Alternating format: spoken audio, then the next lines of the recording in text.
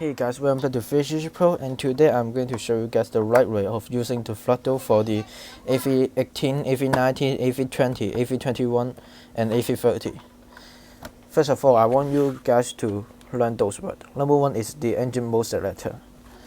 Engine mode selector is used for helping us to start up the engines.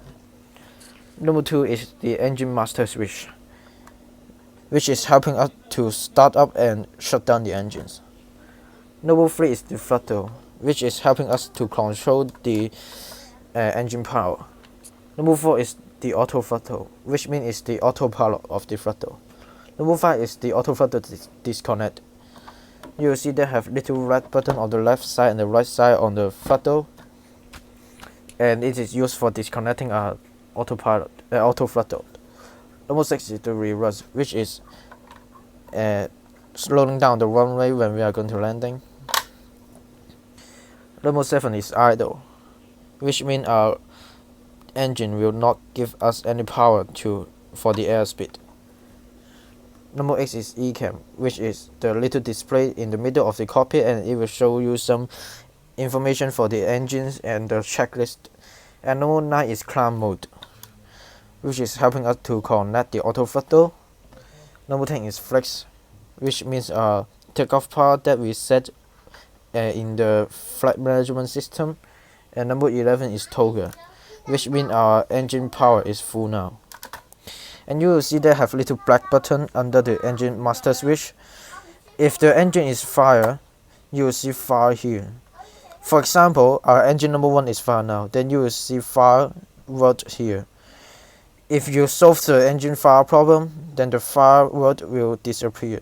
If your fire is still burning your engine, then the fire word will still continue to showing up here. Alright, now they have some situation. Situation number 1, starting up. Before starting up, you should make sure that your throttle is idle and your beacon light is on, your pack bleed air and fuel pump is connect the engine now. And in case of we are going to pushing back to left, so that we should turn on the engine number 1 first. For starting up the engine, put the engine mode selector to start and engine number 1 start.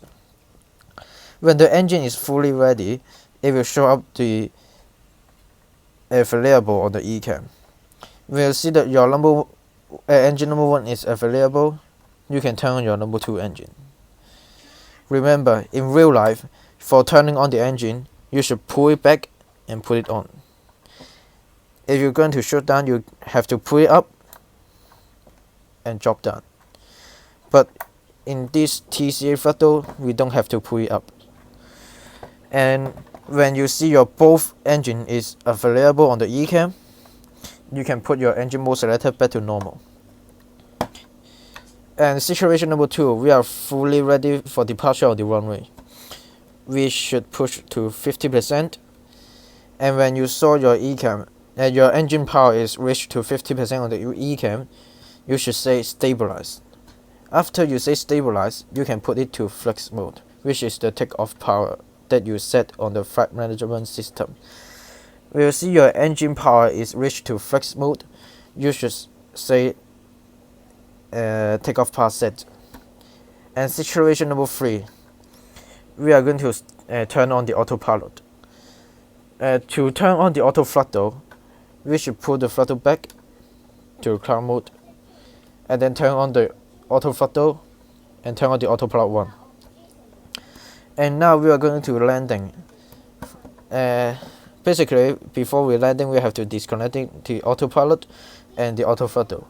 To disconnecting the auto throttle, we should push the red button. And the auto throttle is disconnecting now. When you hear your GPWS counting 50 feet, you should put your throttle back to idle. When your aircraft contact the ground, you should click up these little things and put it back. And then you will see your ECAM is showing you that the engine is reverse thrust mode now. When the reverse is fully ready, you will see the reverse is green, and then you should say reverse thrust green.